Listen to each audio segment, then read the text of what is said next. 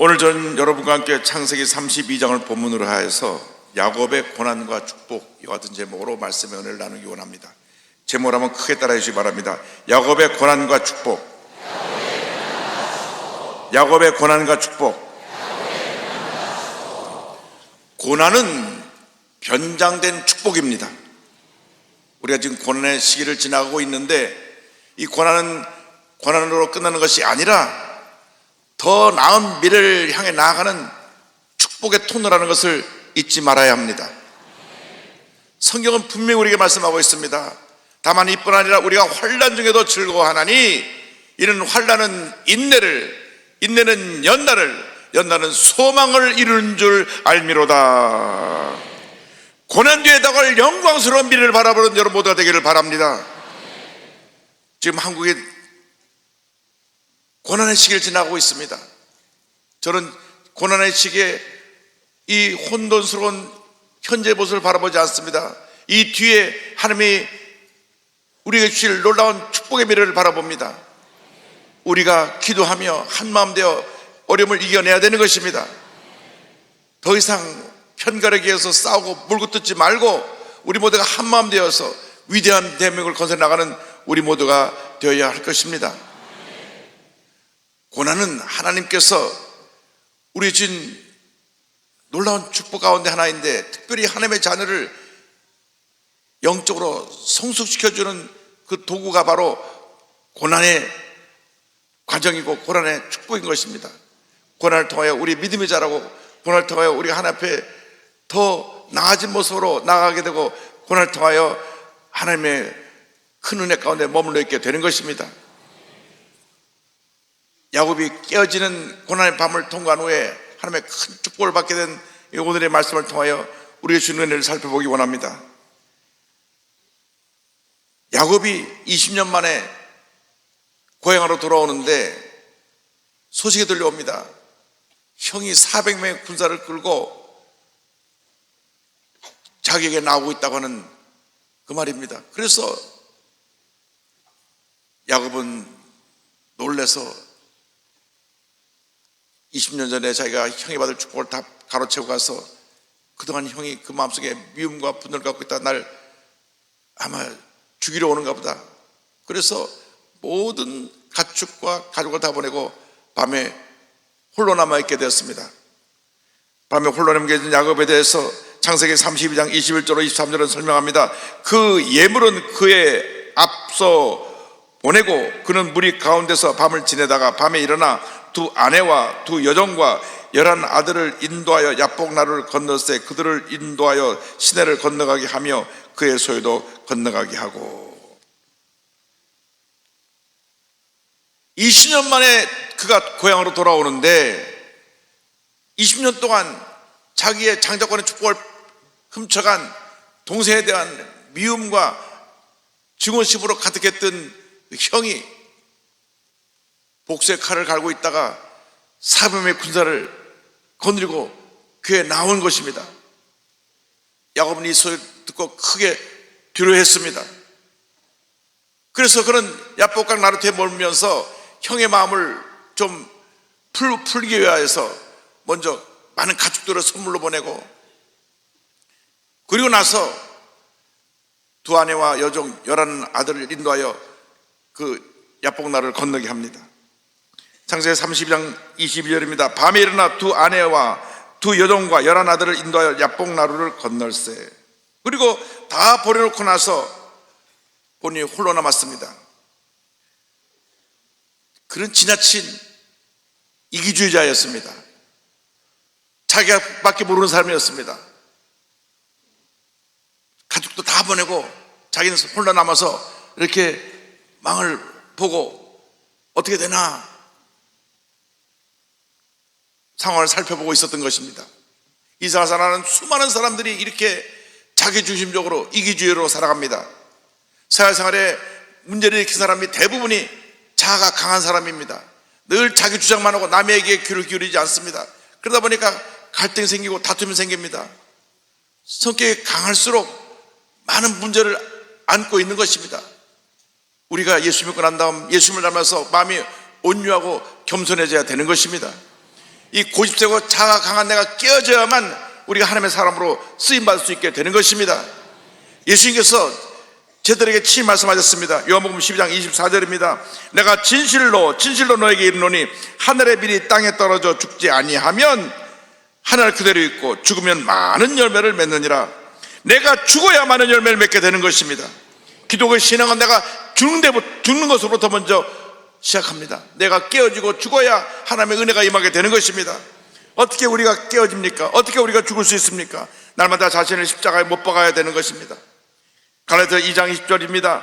내가 그리스도와 함께 십자가에 못 박혔나니 그런즉 이제는 내가 사는 것이 아니요 오직 내 안에 그리스도께서 사시는 것이라. 우리는 늘 고백해야 됩니다. 난 아무것도 아닙니다. 주님만이 나의 모든 것이 되십니다. 사도 바울이 이렇게 고백합니다. 고린도전서 15장 31절에 나는 날마다 죽노라 그런 고백을 했습니다. 그는 위대한 하나님의 사람입니다. 죽은 사람도 살리고 가는 데마다 병자를 고치고 교회를 세우고 신약성경 27권 가운데 13권을 쓰고 그가 가는 곳마다 사람들이 구름대처럼 몰려왔습니다. 그러나 그는 깨달았습니다. 이것은 내가 한 것이 아니라 내 안에 계신 그리스도께서 하신 것이다. 그래서 본인이 사람들 앞에 더 박수갈채를 받고 칭찬을 받도록 하나님 앞에서 고백합니다. 나는 아무것도 아닙니다. 나는 아무것도 아닙니다. 그래서 그는 고백합니다. 나는 날마다 죽노라. 이것이 은혜입니다. 고난의 밤을 통과할 때 나는 아무것도 아닙니다. 난 날마다 죽노라의 은혜를 체험하게 되면 우리는 고난을 통과하고 나서 위대한 하나님의 사람으로 변화되는 것입니다. 하나님의 은혜와 축복이 임하게 되는 것입니다. 자아가 아주 강했던 이 야곱이 이 고난의 밤을 지나가면서 깨어지기 시작합니다. 그는 하나님께서 보낸 천사 밤에 씨름을 하면서 깨어집니다. 결국은 하나님과 씨름한 야곱이 되었습니다. 창세기 30장 24절입니다. 야곱은 홀로 남았더니 어떤 사람이 날이 새도록 야곱과 씨름하다가 절망의 밤에 홀로 외롭게 남은 야곱에게 하나님이 찾아오신 것입니다. 우리가 외롭게 홀로 남아있을 때 주님 우리를 내버려두지 아니하시고 우리를 찾아오십니다. 사랑의 주님 우리를 찾아오셔서 우리를 사랑의 품에 안아주시는 것입니다. 여러분 이 세상 살다 보면 얼마나 힘들고 어려운 일이 우리의 삶 가운데 계속 다가오는지 모릅니다. 지금 우리 한국이 경제적으로 너무나 어렵고 정치적으로 혼돈에 빠졌고 외교적으로도 문제가 있고 총적인 난국에 처해 있습니다. 영세 소상인들이 하루하루 살기가 힘들다고 말을 합니다. 절망의 바다에 혼자 던져진 것 같은 그러한 삶을 살아가고 있습니다. 그러나 그 자리에 우리 주님이 찾아오시는 것입니다. 외로울 때, 슬플 때, 고통당할 때, 말 못할 고민과 아픔을 갖고 있을 때, 중한 질병에 병사에 누워있을 때 주님이 그 자리를 찾아오시는 것입니다. 주님이 홀라든 자를 만나주시고 위로해 주시고 용기를 주시고 치료와 평안을 선물로 주시는 것입니다. 하나님께서 자기밖에 모르는 자가 강한 야곱을 깨뜨리기 위해서 그 절망의 밤에 찾아오신 것입니다. 야곱은 그에게 갑자기 나타난 사람이 보통 사람이 아닌 것을 알았습니다. 하나님의 사제임을 알았습니다. 그를 붙잡고 밤새 씨름을 합니다. 날이 새도록 하나님 사자와 씨름했다고 하는 것은 그가 하나님께 매달려 간구하고 또 간구하고 또 간구했다는 것을 의미합니다. 부르짖기도 합니다. 나는 문제가 있습니다. 지금 형이 사병 군사를 끌고 나를 죽이려고 옵니다. 하나님밖에 나를 도울 자가 없습니다. 하나님 나를 살려주옵소서. 나를 도와주옵소서. 하나님만이 나의 도움이 되십니다. 나의 힘이 되십니다. 주여 나를 이 절망에 들어서 건져주옵소서. 날이 밝으면 바로 눈앞에까지 다가온 형들의 군사가 자기를 붙잡아 죽일지도 모르는 절대 절망의 그 밤에 그는 하나님의 사자를 붙잡고 매달렸던 것입니다. 살려달라고 외쳤던 것입니다. 나의 유일한 살길은 하나님밖에 없기 때문에 하나님의 사자를 붙잡고 그는 매달린 것입니다. 우리가 아무리 힘들고 어려워도 하나님을 믿는 믿음이 있으면 우리에게 희망이 있습니다. 아무리 어려워도 아무리 힘들어도 내가 어떤 중병에 처했다고 할지라도 주님을 붙잡고 매달려 끈질기게 기도하고 또 기도하고 또 기도하고 또 기도하면 하나님께서 우리 삶 가운데 은혜를 베풀어 주시는 것입니다. 구원의 문을 열어주시는 것입니다. 치료의 문을 열어주시는 것입니다. 인생을 살다가 너무나 힘들고 어려울 때 자포자기하고 포기하고 인생을 포기하는 자 되지 말고 스스로 목숨을 끊고 자살하는 자 되지 말고 주님을 붙잡고 끝까지 매달려서 믿음으로 이겨나가는 여러분 모두 되기를 바랍니다. 우리가 하나님 앞에 엎드려 기도할 때 하나님께서 우리 기도를 들으시는 것입니다. 야곱은 밤을 새면서 새벽에 동떨 때까지 천사를 붙잡고 씨름을 했습니다. 밤새도록 주님께 부르짖어 기도한 것입니다. 캄캄한 밤을 만날 때 무릎 꿇고 주 앞에 부르짖어 기도해야 되는 것입니다. 시편 50편 15절은 말씀합니다. 환난 날에 나를 부르라. 내가 너를 건지리니 내가 나를 영화롭게 하리로다. 환난 날에 고난의 때 질병에 처했을 때 많은 문제에 처했을 때 우리 주님을 찾아야 되는 것입니다. 주님을 불러야 되는 것입니다. 주님 나를 살려 주옵소서. 주님 나를 건져 주옵소서. 주님 나를 이 고통의 자리에서 벗어나게 하여 주옵소서. 끈질기게 매달려 부르짖으면 하나님의 은혜가 임합니다. 하나님의 축복이 임합니다. 하나님의 기적이 임하게 되는 것입니다. 야곱이 끈질기게 매달린 결과 그는 완전히 하나님 앞에서 깨어지게 되었습니다. 창세기 32장 25절은 말씀합니다. 자기가 야곱을 이기지 못함을 보고 그가 야곱의 허벅지 관절을 치매 야곱의 허벅지 관절이 그 사람과 씨름할 때 어긋났더라. 간절히 하나님의 사자를 붙잡고 매달리니까 하나님의 사자가 그의 허벅지를 쳐서 관절을 부러뜨렸습니다. 우두둑 하고 그 허벅지 관절이 부러져 나갈 때 얼마나 고통스럽고 아팠겠습니까? 그러나 그 순간 자기가 불구가 됐다는 것을 알게 됐습니다. 자기가 허벅지 관절이 부러지기 전까지는 튼튼한 두 다리로 형이 잡으러 오면 돌아서 도망갈 수도 있었는데 마지막 희망이 튼튼한 두 다리였는데 하나님이 그의 마지막 남은 그 자아를 깨뜨리기 위해서 허벅지 관절을 쳐서 부러뜨리신 것입니다. 우리가 갖고 있는 그 알량한 자존심을 끝까지 갖고 있으니까 하나님의 마지막에는 우리의 허벅지 관절을 쳐서 부러뜨리시는 것입니다. 하나님 앞에서 우리는 다 내려놓아야 합니다. 내가 무엇입니까? 난 아무것도 아닙니다. 티끌 같은 존재인 것입니다. 그런데 내가 뭐라고 내가 하고 자기 주장을 하고 자기를 알아달라고 하고 무시당했다고 하고 상처받았다고 하고 하나님 앞에 우리는 부끄러운 모습으로 살아왔습니다. 우리가 이것이 깨어져야 됩니다. 허벅지 관절이 부서졌지 깨어져야 되는 것입니다. 하나님은 우리를 낮추실 때 아주 완전히 낮추십니다. 아주 완전히 낮춰서 천부의 없어 손을 겁니다. 난 아무도 못합니다 할 때까지 우리를 깨트리시고 또 깨트려 주셨어. 그가 낮아진 다음에 주님이 일을 시작하시는 것입니다. 인간의 마지막은 하나님의 시작인 것입니다. 허벅지 관절이 부서져서 그 불구가 된 그 순간이 바로 하나님의 은혜가 시작되는 순간인 것입니다. 인본주의적인 삶에서 하나님 중심의 삶으로 바뀌어지는 순간이었던 것입니다. 마지막까지 붙잡고 있는 그걸 놓지 않으면 우리 하나님 앞에 크게 쓰임받을 수가 없습니다. 우리가 하나님 중심으로 돌아와 하나님의 인정받는 하나님의 자녀가 되기 위해서는 완전히 깨어져야 되는 것입니다. 하나님께서 사용하신 모든 위대한 하나님의 사람들은 그 과정을 다 거친 사람들입니다. 마지막 그를 완전히 깨뜨리시고 낮추신 다음 그를 들어서 위대한 하나님의 사람으로 세우셨습니다.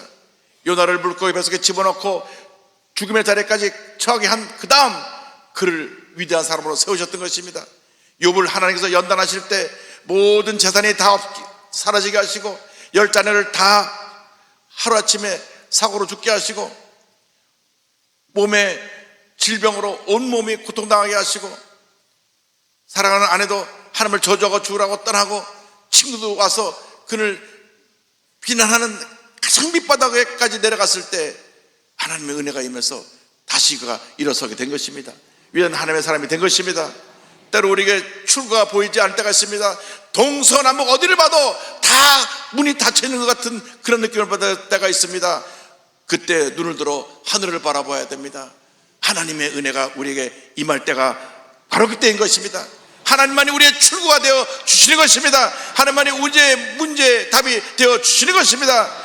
이상 그 누구도 우리를 도와줄 수 없을 그때 하나님께서 우리를 도와주시고 우리를 일으켜 주시는 것입니다.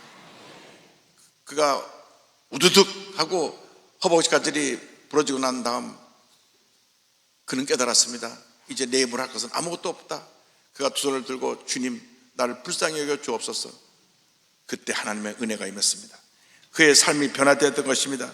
삶이 변화되어진 야곱의 모습에 대해서 26절로 28절은 이와 같은 축복의 말씀이 나옵니다.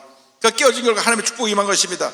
그가 이르되 날이 새려하니 나로 가게 하라. 야곱이 이르되 당신이 내게 축복하지 아니하면 가게 하지 아니하겠나이다. 그 사람이 그에게 이르되 내 이름이 무엇이냐?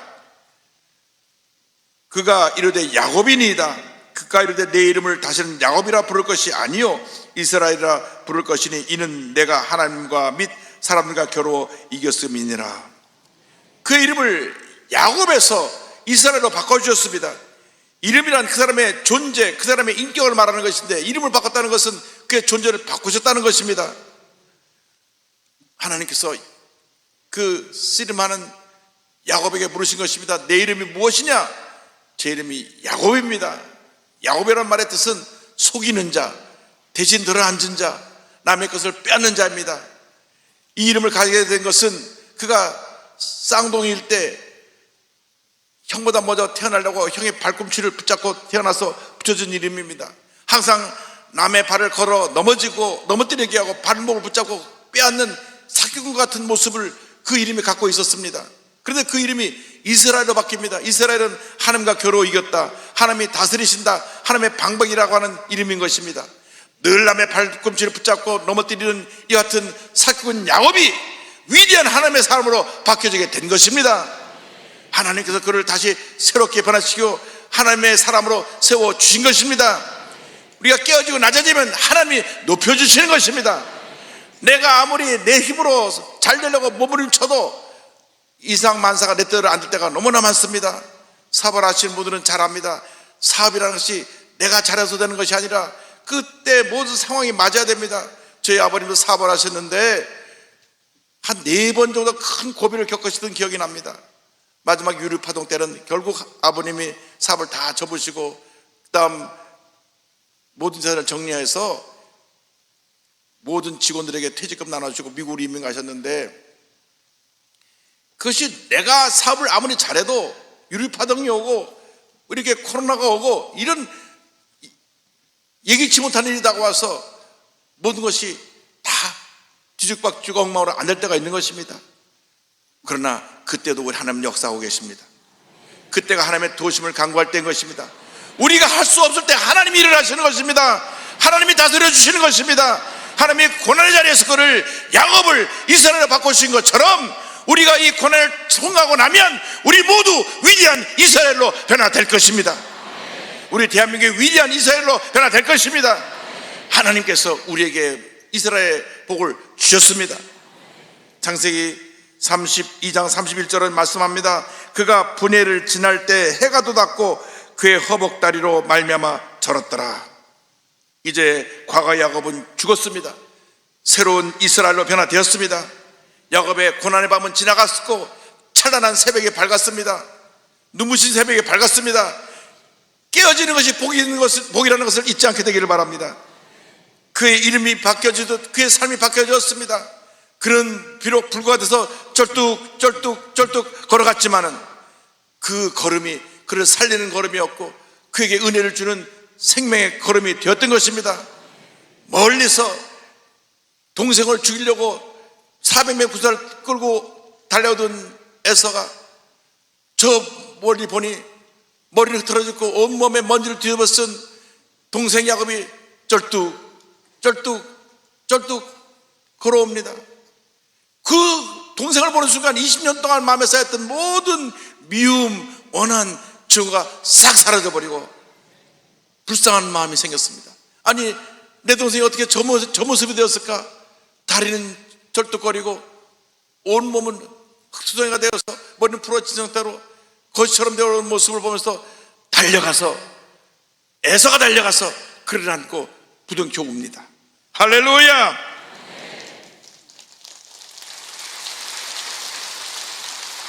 참 감동적인 장면입니다. 동생을 죽이려고 왔다가 동생을 사랑의 품에 안고 울은 그 형의 모습이 33장 4절에 설명되어 있습니다. 에서가 달려와서 그를 맞아여 안고 목을 어긋맞춰 그와 입맞추고 서로 우니라. 여러분 마음에 원통하는 마음이 있습니까? 억울한 마음이 있습니까? 너무나 속상하고 괴롭고 지치고 피곤한 마음이 있습니까?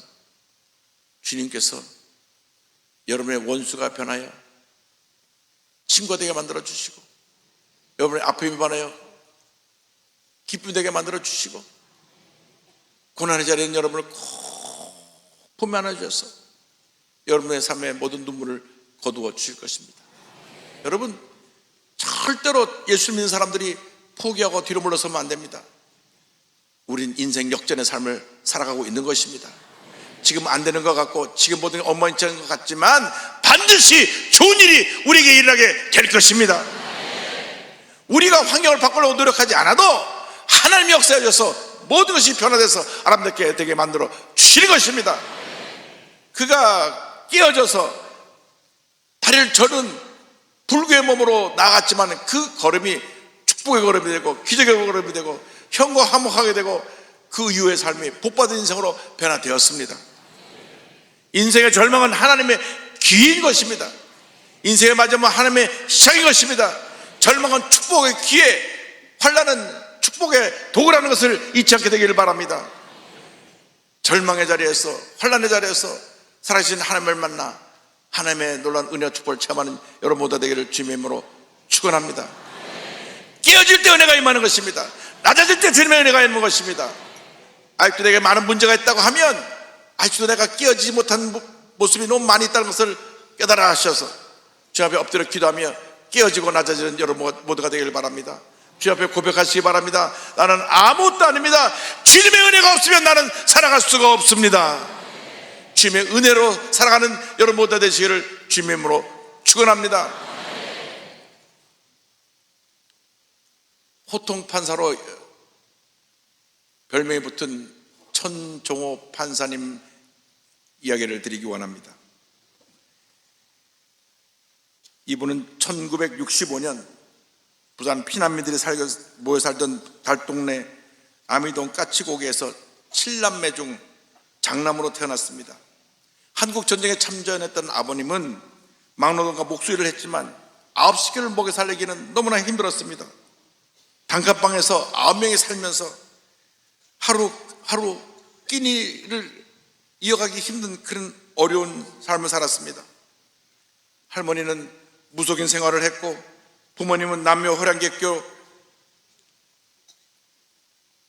이단 종교를 믿었기 때문에 교회와는 거리가 먼 그런 처절한 절망의 환경에서 자라났습니다. 그런데 초등학교 5학년 때 너무 배고픈데 친구가 교회 가면 먹을 거 준다고, 그래서 친구 따라서 교회를 나갔던 것이 동네에 있는 아미동 교회, 현 아름다운 교회인데, 그때로부터 우연히 교회 나갔다가 지금까지 단 한 번도 교회를 떠난 적이 없다고 그런 고백을 합니다. 그런 어린 시절 자신이 교회에서 배운 2가지, 우상을 숭배하지 말라, 안식일을 거룩하게 지키라는 것이 평생 신앙의 모토가 되었다고 그런 고백을 합니다. 하나님과 약속을 지키기 위해서 주일 오전 9시에 가서 주일날은 하루 종일 교회 가서 예배드리고 교회 봉사하며 기쁨으로 주일을 보냈습니다. 그런데 성적이 떨어지면 부모님께서 교회를 못 가게 할까봐 월요일날은 새벽 1시, 2시에 일어나서 열심히 공부를 했습니다. 학창시절 때는 가난과의 싸움이었습니다. 초등학교 때는 육성회가 없어서 학교를 수십 번 쫓겨날 뻔하고, 또 중고등학교 때는 수업료를 감면받기 위해서 매번 통장집을 가서 극빈 가정이라고 하는 그 서류를 받아다가 내야만 했습니다. 그러나 단 한 번도 어려운 형편 때문에 누구를 원망하거나 불평하지 않았습니다. 왜냐하면 그는 하나님 앞에 기도하는 사람이기 때문입니다. 언제나 하나님께서 그의 마음을 붙잡아 주셨기 때문인 것입니다. 대학 입시를 앞두고 원서 접수를 해야 되는데 원서 접수할 돈이 없습니다. 원서 접수한 마감일 당일에 부산 자갈치장 옆에 있는 한 서점에서 서성거리 있을 때 우연히 한 친구를 만났는데, 그 친구는 한 번도 고등학교 때 같은 반이 된 적이 없던 친구가 너 원서 냈냐? 아유, 아직 내가 준비 못했다니까. 그 친구가 원서를 살 돈을 줘서 대신 내줘가지고 대학교에 원서를 내고 부산대학교에 입학을 했습니다. 그런데 그가 대학교 3학년 때 군대에 가게 됐는데 군대 가가 1년도 안 돼서 심부정맥과 폐결핵으로 의사가 제대를 합니다. 그러나 그가 몸이 이렇게 아프고 힘들어서 군대도 제대로 못 다니는 게 됐지만 불평하지 않았습니다. 앞에 엎드려 기도하고 또 기도하면서 그는 사법고시를 준비하는데 5번 실패하고 6번째 도전해서 1994년에 사법고시에 합격을 하고 1997년에 부산지방법원 판사로 임관하게 됐습니다. 할렐루야. 그런데 그의 운명을 바꾼 것이 2010년도 2월 달에 창원지방법원 소년부로 발령이 난 것입니다. 본인은 이제 이 법관 생활을 한 3, 4년에 마치고 변호사를 개업해서 이제 경제적으로도 편하게 살려고 그랬는데 이 소년부 가면 변호사 개업에 별로 도움이 안 돼서 왜 하필 내가 소년부로 갔나. 그런데 하나님이 소년부에 가서 재판하면서 정말로 절망 가운데 처한 사람들을 만나게 되고 하나님께서 위기 청소년을 돕기 위해 그 길을 인도하실 것을 알게 되었습니다. 이렇게 고백합니다. 법원에는 판사들이 약 3,000명이 넘을 것입니다. 단언컨대 가난하고 절망 속에 살고 뼈저린 고난을 겪어본 판사는 저밖에 없을 거라고 생각합니다. 하나님께서 찢어지도록 가난하고 무기력한 절망 속에서도 버틸 수 있었던 내가 비행 청소년들을 잘 이해할 수 있는 것이 아니냐고 하시는 것 같았습니다. 그는 엄격히 판결하되 자신의 경험을 통해서 소년들의 상처를 위하고 치유하고 돕기로 다짐하면서 무려 12,000명의 소년들을 법정에서 만나서 판결을 하고 그리고 끝나고 나서 그 한 사람 한 사람 그들을 위해서 기도해주고 그들을 좋은 길로 인도하기 위해서 애썼습니다. 그래서 그는 세상을 밝게 만든 사람들의 선정되어서 환경재단으로부터 상을 수여받고 제12회 영산 법률문화상을 수상을 받고 제98회 어린날 옥조 근조 헌장을 수상했습니다. 2018년 소년부를 떠났지만 2016년에 설립한 사단법인 만사소년, 자나깨나 소년들만 생각한다는 그 산하기관의 청소년 회복센터와 만사소년 FC 축구단을 통하여 여전히 방임, 학대, 가난에 내몰린 비행 청소년들을 치료하고 돕는 일에 최선을 다하고 있습니다. 그런 한 간증 집에서 자신의 삶을 돌아보니 모든 것이 하나님의 은혜였다고 고백합니다. 저는 신앙을 등한시할 수 없습니다. 진리는 늘 변함이 없습니다. 제가 어릴 때 지켰던 모든 것을 지금도 지키고 있습니다. 이 세대를 본받지 말고 예수 그리스도의 제자로서 다음 세대들에게 나는 이렇게 신앙생활을 했다고 말하고 싶습니다. 이론이나 교리가 아니라 삶을 들려주어야 하지 않겠습니까? 그렇지만 저처럼 그 뒤에는 언제나 하나님이 계신다는 것을 알았으면 좋겠습니다. 소년들과 청년들에게 이렇게 말합니다. 진정 좋아하는 것을 찾았다면 계속된 힘으로 끝까지 인내하세요. 인생의 작은 변화가 찾아올 것이며 하나님께서 반드시 길을 열어주실 것입니다. 할렐루야. 고난할 때 하나님께서 함께 하시는 것입니다. 절망할 때 하나님께서 함께 하시는 것입니다. 그런 아주 가난한 달동네에서 태어났지만은 이렇게 존경받고 칭찬받는 판사로서 무려 12,000명이나 되는 비행 청소년들의 재판을 그가 하면서 재판 후에 다 그들을 붙잡고 눈물로 기도로 해주고 그들의 삶을 인도해줬다고 하는 것은 주변에 수많은 사람에게 큰 감동을 주는 일이 되었습니다. 지금도 그런 선한 영향을 끼치며 비행 청소년을 돕기 위해 최선을 다하는 삶을 살아가고 있습니다. 여러분, 인생은 한 번뿐 지나가는 인생입니다. 보람있고 의미 있는 그런 삶을 살아가는 여러분 모두가 되기를 바랍니다. 어떤 환난이 다가와도 어려움이 다가와도 참고 견디고 나가면 반드시 좋은 일이 일어나게 되는 것입니다. 가난한 달동네에서 이렇게 훌륭한 판사로 하나님의 쓰임받은 것처럼 여러분이 고난할 때를 잘 믿음으로 견뎌나가면 위대한 하나님의 사람으로 위대한 이스라엘로 변화돼서 여러분 한 사람 한 사람 하나 앞에 귀하게 크게 위대하게 아름답게 쓰임받게 될 것입니다. 여러분의 탁월 찬란한 미래를 바라보며 믿음으로 전진 또 전진하는 여러분 모두가 되시기를 주님으로 축원합니다. 축원합니다.